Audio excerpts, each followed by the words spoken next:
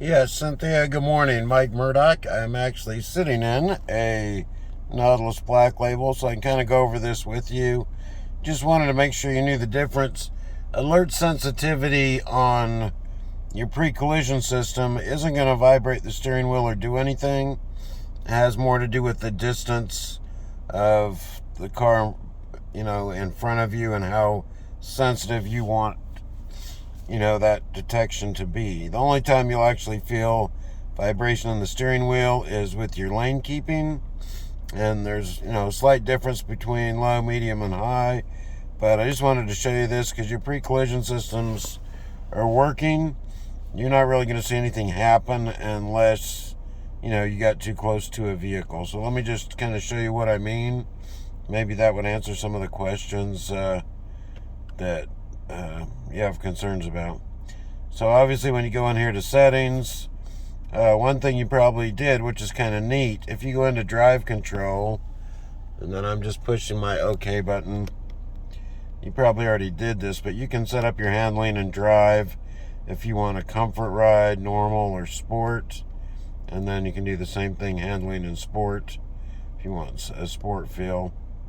And you can do performance when you're in sport. But make sure you have the drive control set up the way you want. Driver assistance obviously is where we're going for the collision system and lane keeping. So I'm sure you've checked all the items that you want to do here. Make sure your blind spot, cross traffic alert, drive alerts on. Cruise control, your adaptive's on if you want to do the adaptive. And then, like I said, the car will drive itself once you set your lanes and you turn on your steering wheel. And that's designed for the car to drive by itself on cruise. When I come into this lane keeping system, that's where you'll feel the differences in the vibrations. I know you said you already set that up. So you can go to your mode and decide if you want it to alert, aid, or both. And then when I go to this alert sensitivity, like I said, when I'm changing this, steering wheel vibrates. It's not going to be crazy. It's just the low is a lower end pulse. When I select normal, I'm feeling a little more pulse. When I select high, it's a little stronger. Not a huge difference, but you should be able to tell. If that's not happening, let me know. The thing I wanted to tell you that sometimes can be confusing is when you go into pre-collision, you also have an alert sensitivity. And that's not to vibrate the steering wheel. That's just to choose how sensitive you want the car to be behind traffic ahead of you. So if I lived out in the country and didn't get, most cars, I'm not following too closely, it's not a high traffic area. I just means I'm going to put that sensitivity out high if I want it to detect cars farther away from me. So nothing happens as far as the steering wheel or anything inside. It's just if we got too close, you would get an audible alert, and it puts like a, alert up on your screen. So this does not do anything with vibration to the steering wheel. You're just telling the car how sensitive you want the radar to be. If I'm in a high traffic area where like in the city, if you're where, there's a lot of people driving, I like to keep mine at low. That's why it's not alerting me every time I get behind a car. You've got to be closer to the car for that to go off. So this kind of works with the distance indicator. And like I said, there's not going to be any type of vibration in the steering wheel. That's only with lane keeping. This is just how sensitive you want the radar to be on tracking cars ahead of you. And then I can come back, and the distance indicator puts that little white box underneath your speedometer, which you probably saw up there.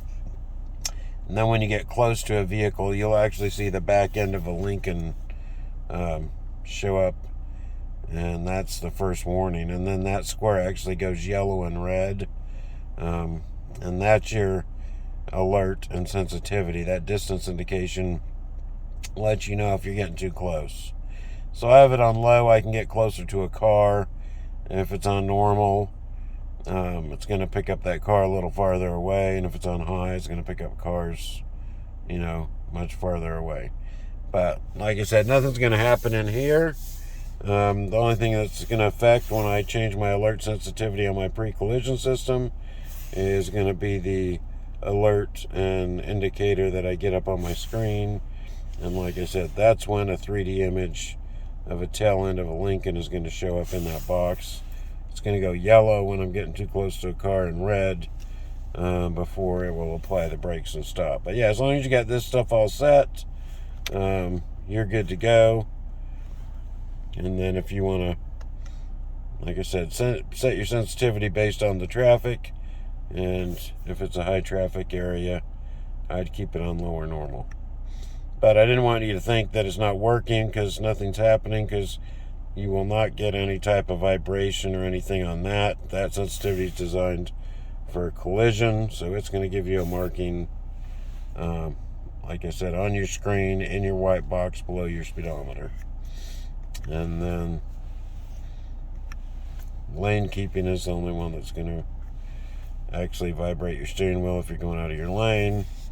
And once you've got those things turned on, then you probably saw you've got a car on the turn signal. So when I push that, that's where I turn on the lane keeping, and it'll put white dashes outside that indicator box.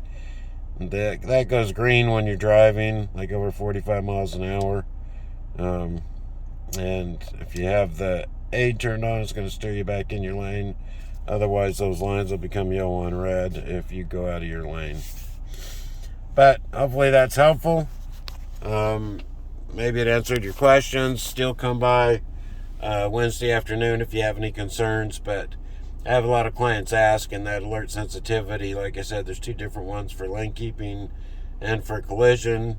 Lane keeping affects your steering wheel vibration, and collision is a visual that happens inside that indicator distance box that's kind of below the speedometer.